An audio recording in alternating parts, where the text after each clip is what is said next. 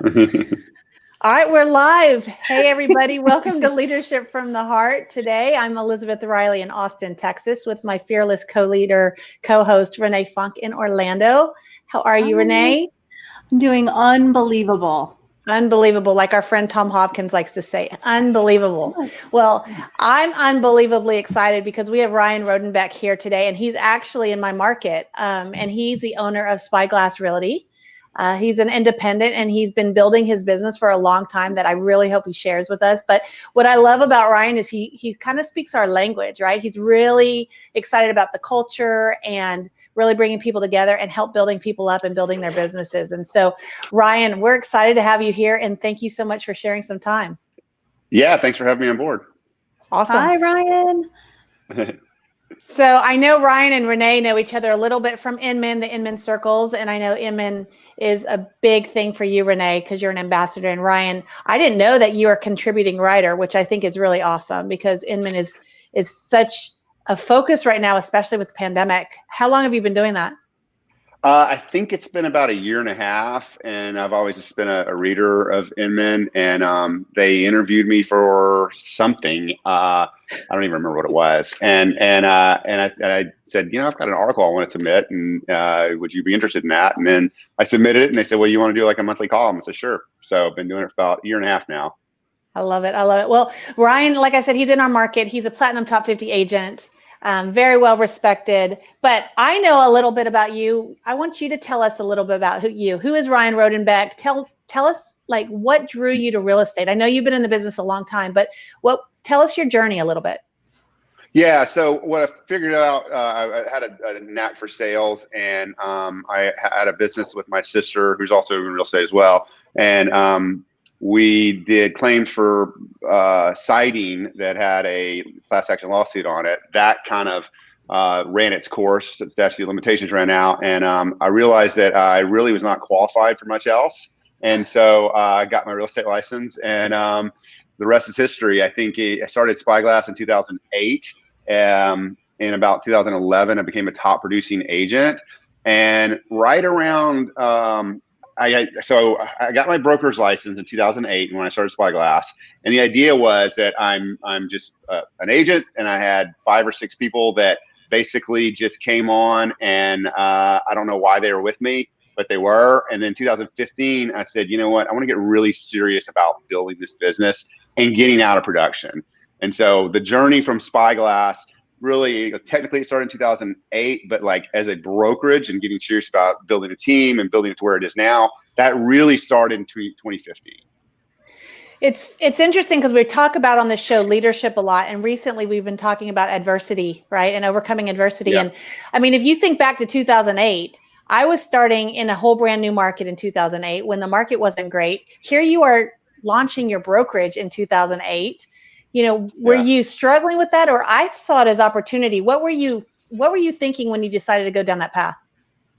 I had a previous brokerage that I was not the broker of, I had a partner in that was, and we did, investment real estate sales and property management, and really it was like one of the worst things I've ever done, quite frankly. It was a great experience, but I wanted to start over.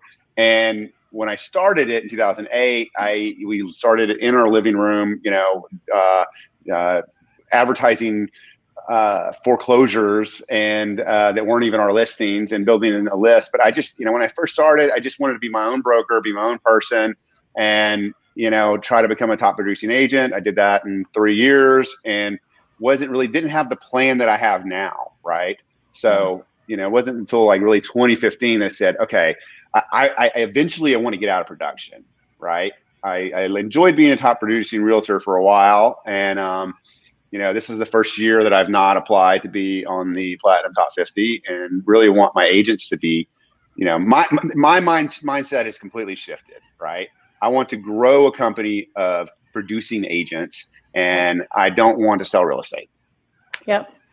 Well, that's cascading your wisdom and your experience out, Ryan, which is such an amazing progress that you're experiencing is you went through so much. Even looking at the birth of your brokerage was on the brink of an economical collapse. You were faced with a ton of adversity. You overcame it. And I'm wondering, if we look back to 2008, 2009, and you compare it to 2020, we've all been faced with quite a bit of adversity.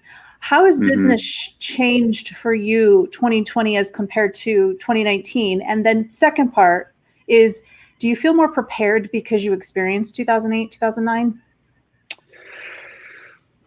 Well, in 2008, I had a padding. I think I had some investment properties that I'd owned for a couple of years, and the market had crashed, and sales had slowed. I was starting completely over, so I wasn't really worried about it. Like I sold a couple properties, and I just didn't stress about that. I was just kind of, let's get through the next couple of years, sell some things. In hindsight, obviously, I would have loved to have those properties now because they'd be worth a lot of money. Yeah. But and it was a different environment. When the pandemic hit, I think last year I said we had 16 agents. We have 36 right now. Okay. When the pandemic hit, I think we had about 27, something like that. And my goal to get out of production was 30. So when it first hit, the first 2, 3, 4 weeks of it, I was really crippled for a very short period of time by this fear of like, oh man, I'm just getting to where I wanted to be, and now this is going to happen. Because I don't think we knew what was going to happen in the real estate market. I certainly didn't. It's like, oh, no. It's going to. So I spent about 2 weeks of panicking, wondering, and keeping that internal. And then at that point, I made a real mindset shift where, what are the opportunities here? First of all, everyone's at home. Okay. I want to recruit. I'm just going to keep going. Okay. So even before I knew that the market was going to continue, I was like, I'm going to keep going. Everyone's at home. Got really intentional with my team, and saw this as an opportunity to, be really uplifting after the 2-week period of grief, right. and say, guys, everyone's home right now. Okay. Make your calls. Don't sell. Just say, how are you doing? Okay. And that's what I did with my recruiting business too. In the sense that I'm just calling people because everyone's home. They all want to talk. They all want to talk about the market. People were just looking for stuff to do. So I attacked it with full force. We started meeting. We had one huddle meeting a week that we do with just the agents that are on leads. We changed it to 3 times a week, completely voluntary. And then everyone showed up, because everyone's at home. So we do these Zoom meetings. Everyone's there. We started doing weekly happy hours. So I think we kind of pulled everyone together during the first couple of months of the pandemic, and fast forward 6 months later, the entire brokerage is thriving. Almost everyone is doing so much better than they did last year. It's amazing because Renee and I have had a lot of these conversations, and we've talked to a lot of people and agents, and where everybody experienced, I think, what you described. Okay, there was the first few weeks of, oh my gosh, what does this mean? What is this going to look like? And that's kind of where we were when we started talking to leaders, and how are you managing this, and how are you overcoming this? And there's fear involved. And I think that was a really normal thing for all of us to go through. But then what's interesting to me is there were those people that stayed in that place, and there were those people that took action, right? And I love to see, that you took action, and you're like, wait, this is an opportunity for me to still pour into others, and let's get past that fear. And I love that the fact that you've got these agents that are thriving now, when unfortunately there's so many out there that aren't, because they didn't know what to do. So congratulations and kudos to you on that. Yeah, thank you. I think it was really important for me to realize that, I'm the figurehead of this. I'm going to be, at least for the foreseeable future, right? And that we need to lead by example, So, as I would, encourage people to do more videos, to do more social media posts, people, if you're leading by example, and if people see what you're doing, that's what I'm constantly doing. We talked about workplace before, right? Giving them examples like, this is what you should post, right? And then let them follow. It's been great. You both are spot on with the difference between those who got into action and not. I'm curious because I loved that you took time and space to, what I like to reference is, mourn the reality. I think we all had a time that we were mourning the reality of what was going on. Yeah. What was that moment of clicking for you? What is that thing that clicks into your mind as a leader to say, well, for lack of a better word, suck it up, buttercup, let's get into action, and kick the fear out and just get into action? Like, what is that switches for you? Yeah, so I've always been, and this is going to sound bad at first, but I've always kind of been a proponent of don't get mad, get even. And I don't mean that in a way of like revenge, but like when you're getting your butt kicked every day, like you can either sit there and keep getting kicked, or you can just get up and fight back.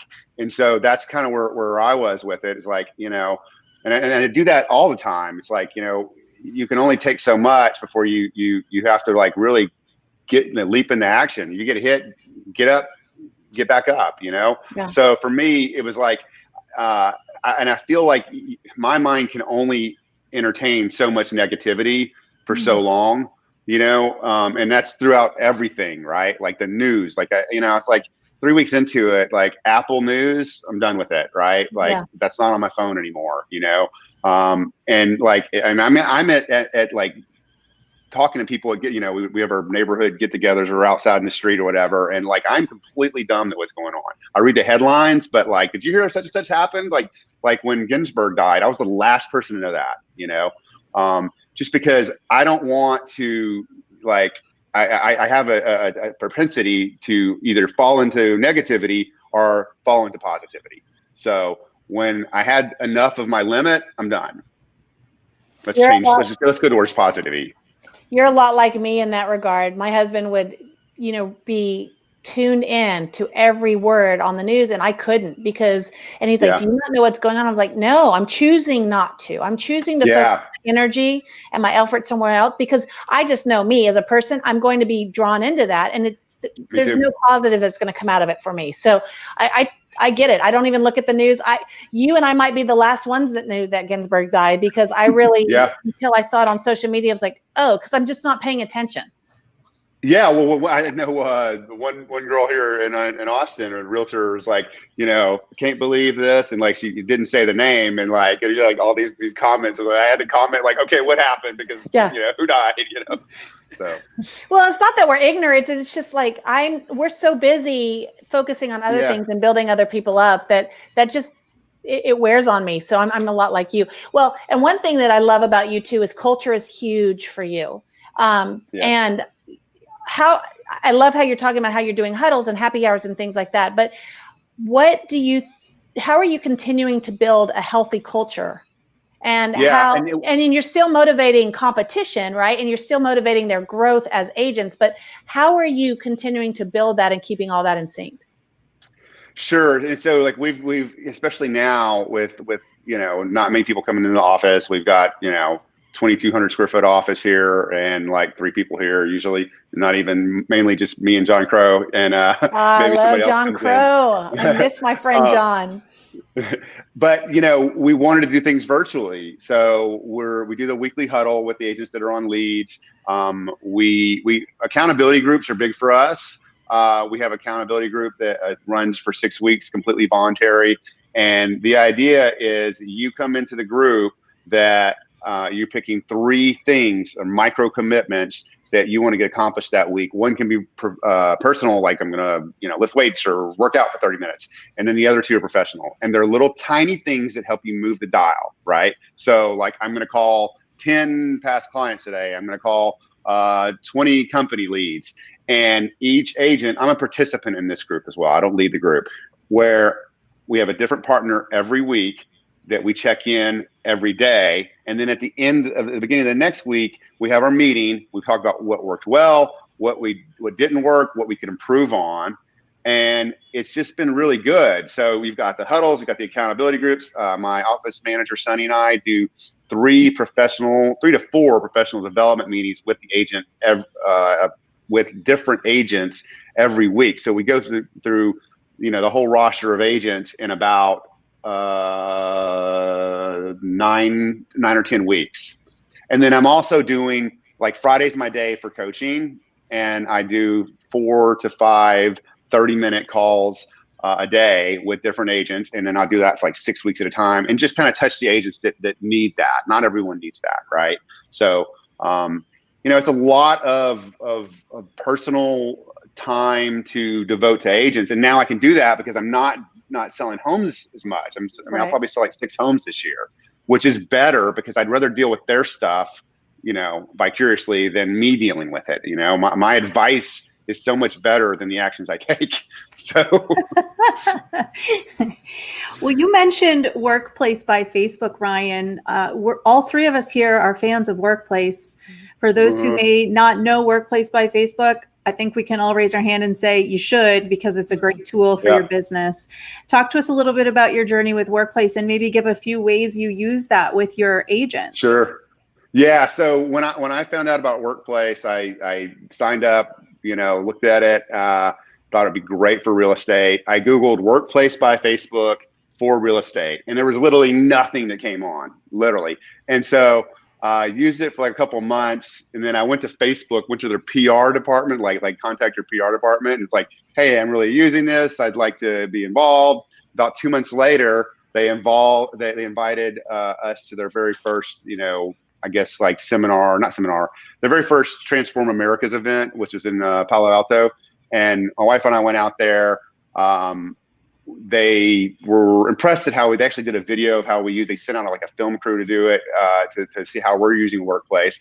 And so I eventually became on the customer advisory board over there and just been really involved with it. But the way that we're using it is for everything. We have different groups for everything, like professional development. Every agent has their own professional development. We put our meeting notes in there. Now we're doing, videos and headshots and custom materials for each agent. So in that group, the professional development group, they have all their assets in there, whole content kit and everything. Our the agents that are on leads have their own group. The accountability group has its own group. And they're all the groups are attached to their respective files in Google Drive. And it's just been really, we've got another group called Boom. I got that bleep, and that's like where agents like, hey, I just won a multiple offer situation with it's a bragging group, right? Where they can celebrate successes. Yeah. I love the bragging group. That's a great idea. I have to implement that. That is a great idea. Yeah. And I tell agents, it's like, don't feel like you're bragging. Like you're just inspiring others, Yeah. So I try to encourage agents to really post in there because people want to see other productive people.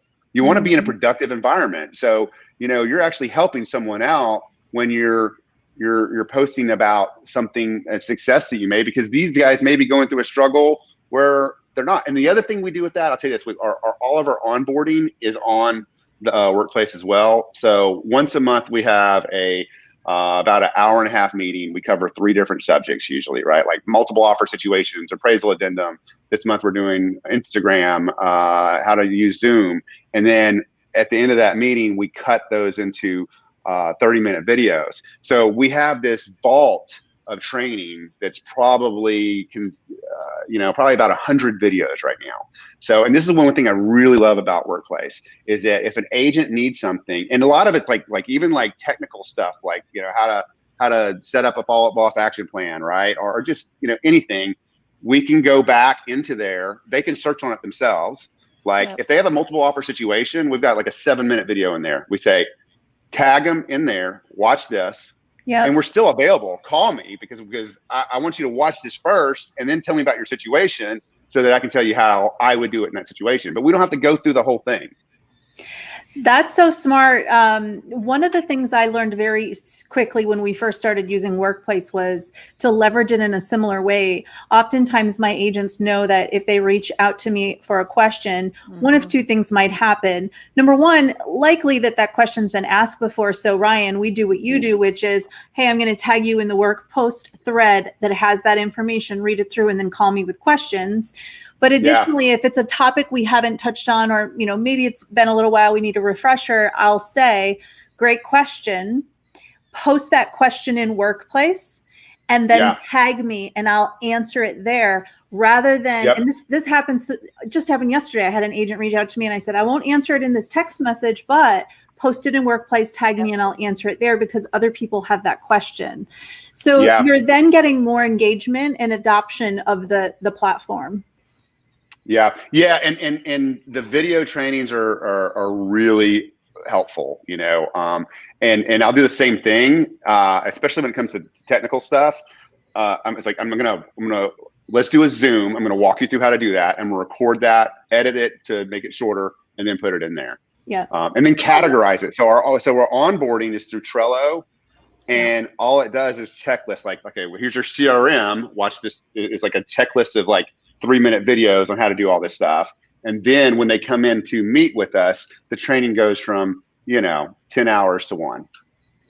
Well, and that's one thing I learned from Renee too, because people will come to us. They know we know the answers, and it's easy for us to answer those questions, right? But it also weighs on you and it wears you down. You're like, oh my gosh, I've answered this question a million times. And so Renee is actually the one who really started, because we were doing huddles as well. And she was encouraging me, no, do this. And I have been doing that. And it's like, wow, why didn't I think of that before? But it's also building those other people up. And so I think it's a great exercise. The training videos, seeing those things too. We do Power Hour, but I record them because it's like, okay, just go back and do that. And so you're not recreating the wheel. You can add more content and more value over time, but more people, you can reach the masses in a much easier way.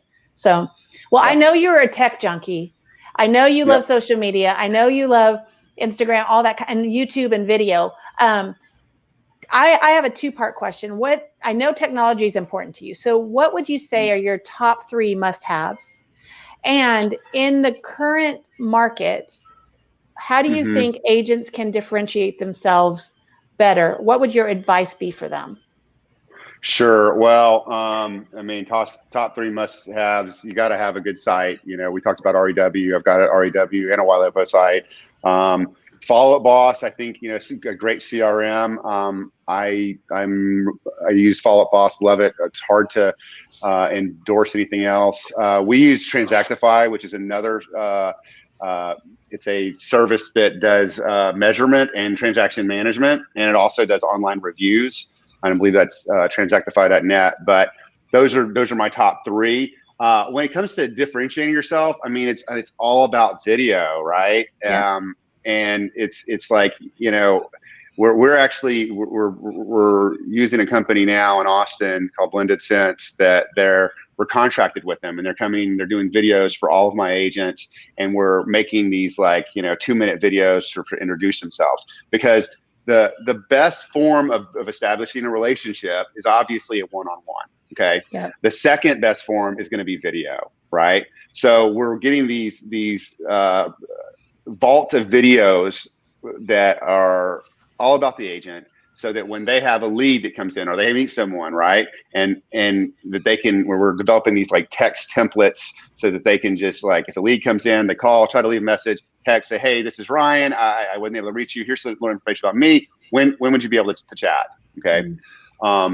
So video, doing something like that, but also when I meet with an agent, one of the things that I do is if I call an agent and have a good conversation with them, then as soon as I get off the phone with them, or if I meet with them in person, I'll do just a simple video on my phone and say, hey, this is Ryan. It was great to meet with you. If you have any questions, feel free to reach out, and send that video. And that's what agents should be doing with their clients, is establishing relationship through not just conversation and text, but also video. People seeing you is going to build the rapport. Yeah, I know video is big for you, so it's fun to watch. I always get a notification, another video. Yeah, and we retarget all of our videos too. I've had agents say, I can't play Words with Friends without seeing you guys. So, so what is one of the mistakes that have been made in your business that you look back and say, I'm just so grateful because this is the lesson I learned? Gosh, there's so many of them. I don't know where to start. But you always fell forward, though, so that's what matters. Yeah, it's falling forward, right? Yeah, well, kind of earlier in my growth, in 2017, 2008, I say the recent growth, right? Because that's where my growth has been really over the last 4 or 5 years.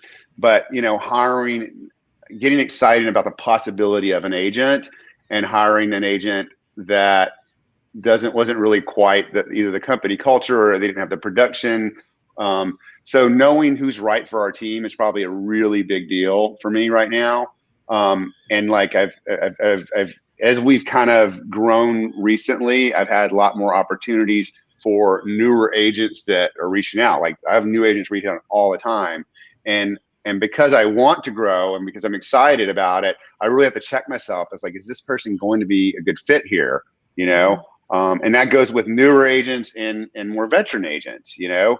I want the right personality, and you have to really sift through, especially with new agents. We try not to hire too many new agents, but if they do, I need to know that they're going to have the work ethic, because that's going to be the main thing. If they're not, you know, if they don't have that work ethic, it's probably not going to work out. In fact, if you're a new agent, it's probably not going to work out anyway. 73% of all agents fail in the first 5 years. That's a fact. So that's a big one. And then just taking on too much at one time is another thing for me. I'm ADD, so I'm just like kind of all over the place. And like I'll try to develop so many systems for my agents. Like I've got this great system. We're going to do this. Like if you get a review sent in, we're going to make a blog, and then we set up all these like systemized systems for this. What I think is going to be a cool idea, and nobody uses it. They're like, you know, you gotta, when I have these ideas that I think are gonna be great, I really need other people to kind of check me, like, Ryan, that's stupid. That's not gonna work. So. well, I don't know if stupid is the right word. I mean, come on. Impractical, let's say that. Yeah. I mean, and I think one of the phrases we use on our team often is consistency and good habits. And so it's kind of at the end all be all of the answer to the secret of success. If we have consistency and good habits at whatever path we're choosing, well, then it works. It works. You just need consistency and good habits. Yeah. And have you guys heard of rocket fuel? Yes. The EOS model. Yeah. So that's one of the things we were just thinking about, you know, being consistent in good habits. It's like, you know, in rocket fuel, there's a visionary and an integrator, right? Well, I'm the visionary, but you also need to know what the visionary's faults are. You know, like I'm like a dog that sees a squirrel. Okay. And so the integrator's got to check me, and then the integrator's got to make sure that whatever that I'm going to take on, that she's going to make sure, I say she because Sonny's my integrator, is going to be, is not going to distract the entire organization. Yeah. And that's what happens to people like us. Well, that's a very important point, is you have a really good partnership there. You need both equations for sure. Yeah. Ryan, and if I had the same personality aligning with me, it would not work well. So I love the tribe that I have surrounded. And I think that's what's important, is finding that right tribe and protecting that's also going to protect your culture, right? Because again, like you were just talking, if they don't have the work ethic or they just don't really fit, it's just going to create havoc, and that's not really going to move the team forward. So I think we've all made those mistakes though, right? I mean, you think it's going to be awesome. I know I have, and it's like, this isn't so great. And I'm a sucker where I need to let them go earlier than I do. And I'm like, no, it's going to work. And, you know, that's me too. Bad. You know, you're like, we can change it. It's going to be great. So trying to let that, you know, understanding when it's not a fit early in the process is a much better habit than not. I have a hard time letting people go. So that's why I need to be a lot slower to hire, you know? Yeah. Awesome. Well, what's your crystal ball look like for Spyglass? I keep saying Spyglass, like the next 3 years, 5 years, 10 years. You've obviously transitioned into a much bigger role for yourself that you're really passionate about. What's next? So I've thought about that a lot, and what I thought it was going to be has changed. And the reason why is, like, you know, last year we were supposed to get to 30. This year, my goal is 45. You know, I think we had like 100 and a 300 milestone. And so what I've decided is that I'm like, next year's goal will be 75. And I at that point, I'm gonna like really take a hard look, because what I realized is a few years ago, you know, we had some big name brokerages come into town offering a lot of stuff to people. I don't want to say any names. We all know who they are. And they they were scary to me. Okay. It's like, oh gosh, if I don't join them, what's going to happen? Right. Well, they went out, and I was a very small brokerage, and they were the best thing that ever happened to me, because what they did was they eliminated my competition.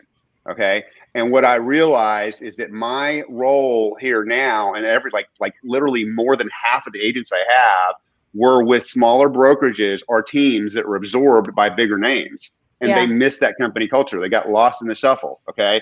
So when I look at my goals for the year, and when I look at the complaints they've had about these other companies, I don't want the agents to get lost in the shuffle. So when I look, I'm not forecasting past next year because of that. I'm going to look at 75 agents, of producing agents that have an average production of around 5 million.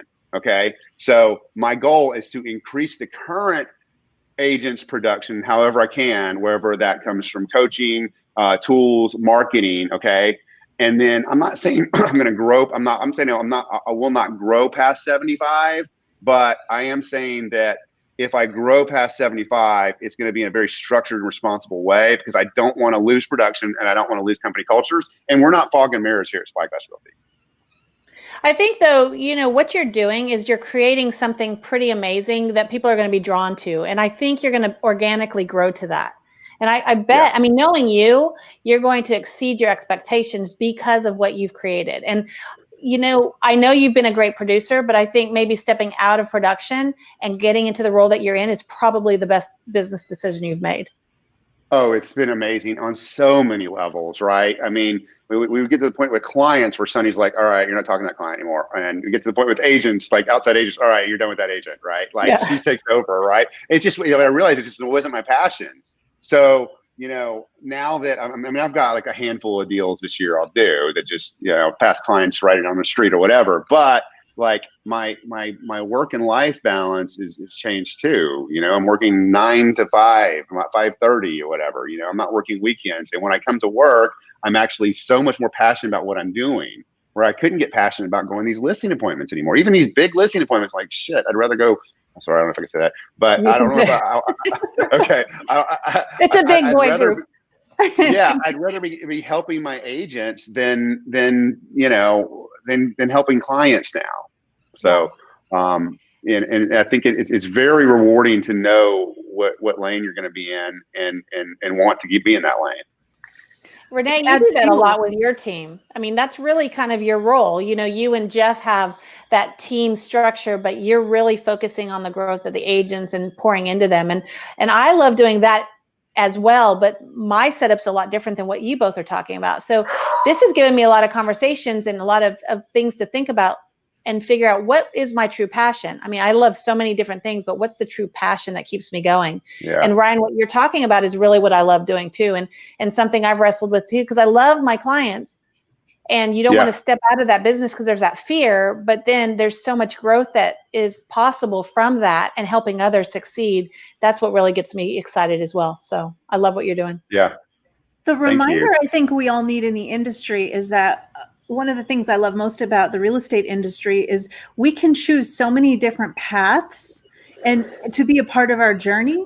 I mean, we think at times we get our license and we need to be in this box and it means a certain something. But Ryan, you made a transition, and it's so important to hear your story because you're fueled by this and you're creating a legacy because you're cascading your knowledge out, which, wow, like think about the ripple effect of that. You're still impacting the industry, which is great. Yeah, even more so, I'd say. Like we're working on building some teams right now too. Within our brokerage, and you have to realize that not everyone's going to stay. I'm going to help someone build a team, and they're going to be my competition. Okay, and that's one thing that I think as a leader you have to have the mindset of like, who cares, right? Like, you want that to be a great relationship if that happens. I mean, I have to earn their splits every single year. So if I earn it, I earn it. And if I don't, I don't. And if they go out and they succeed, then I feel like I'm a part of that. And there's so much business to be had. And there's so much, and that's the other thing. I always talk about this. I don't really see the competition.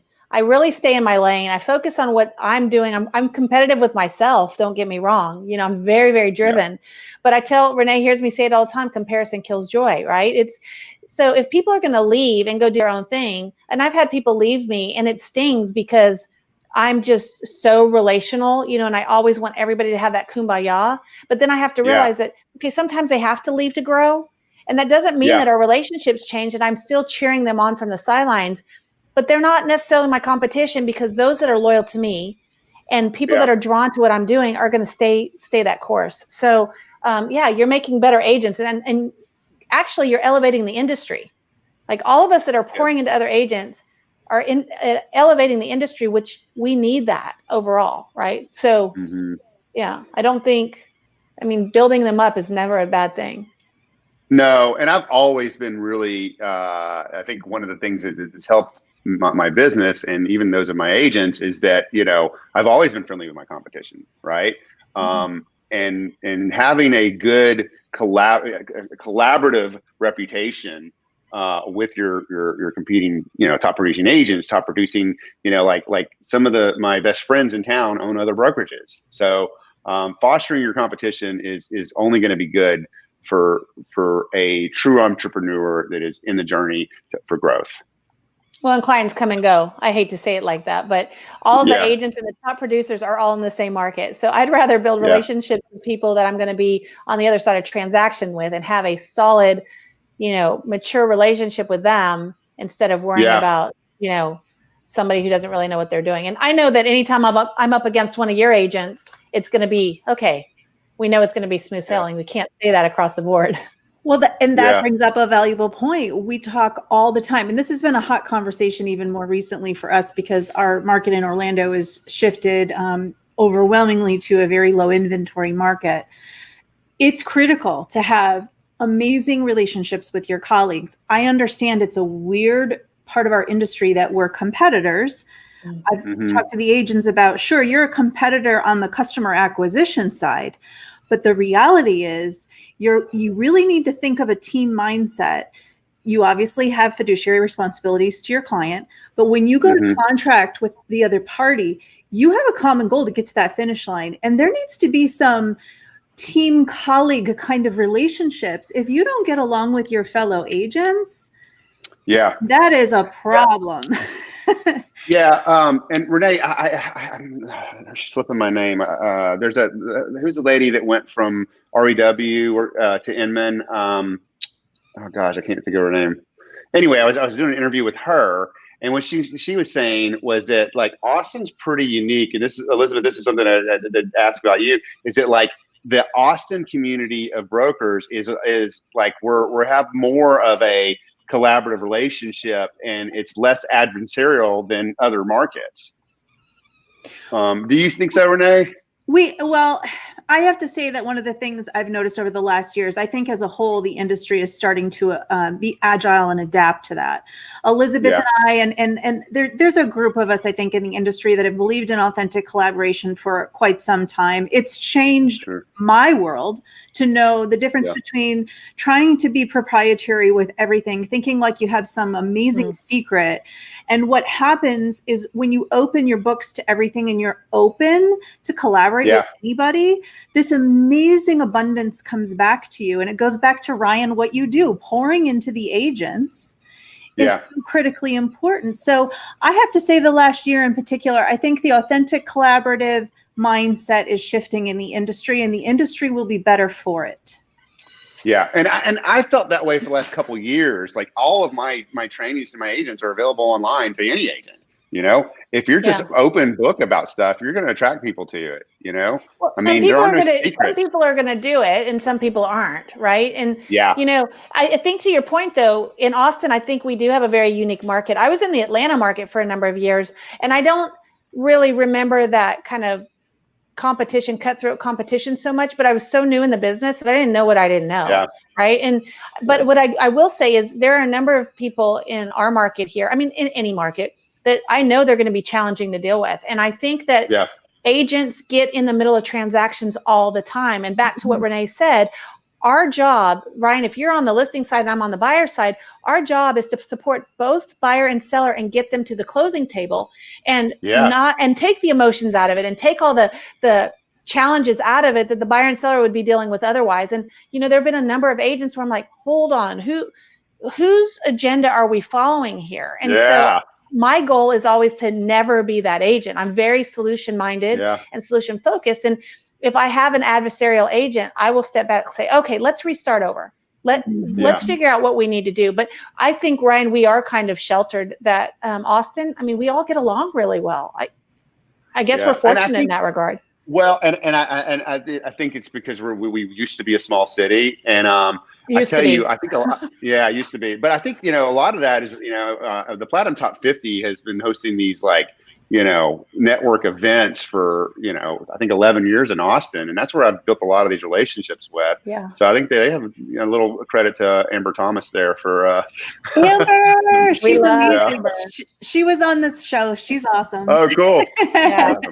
Amber's great, and she's no nonsense. And she'll bring questions up, and we're all talking regardless of the brokerage, right? I mean, there's so many different models out there, and every model is going to be different for each person. That doesn't mean that that's wrong or they're wrong. It means, okay, what skill sets can we all bring to the table and share? Yeah, absolutely. Yeah, it's good to have good relationships, and it's going to help you out down the road. All right, so we have to ask Ryan the question, Elizabeth. Our favorite question. Normally we send questions out in advance, but we didn't do that. So we just put you on the hot seat this whole time. But we always have one favorite question we like to ask all of our guests. Renee, you can ask him. Ryan, what does leadership from the heart mean to you? All right. Let me think about that for a second. I think leadership from the heart is being passionate about what you do and where you want people to grow, right? You can't lead people if you're not passionate about it. And you want to have a spirit of professionalism and productivity. And in order to do that, you've got to really be passionate about what you do, and so that people can be passionate about it as well. So I guess, what does it mean to you? Start with yourself and why you're doing it, and be really passionate about it. And then you can figure out what you want to talk about, but it all comes from that. I love that. All about the why. Absolutely. Right? Yeah. I love that. Yep. We're so incredibly excited to see the success that you've had in Spyglass Realty. Kudos to you. Keep doing it. Thank you. See that your success is coming from what you just mentioned. It's coming from within, what's speaking to you. You'll continue to grow and go far. So congratulations. Thank you very much. And thank you guys for having me on. It's been fun. We were so excited to have you on. I knew that you would be perfect, and you're doing so many great things in our community. So I look forward to seeing you at some point in person around. But until then, you know how to find us, and we'll look forward to keeping in touch. All right, guys. Thank you so much. Ryan. Have a great day. Bye. Bye. Bye.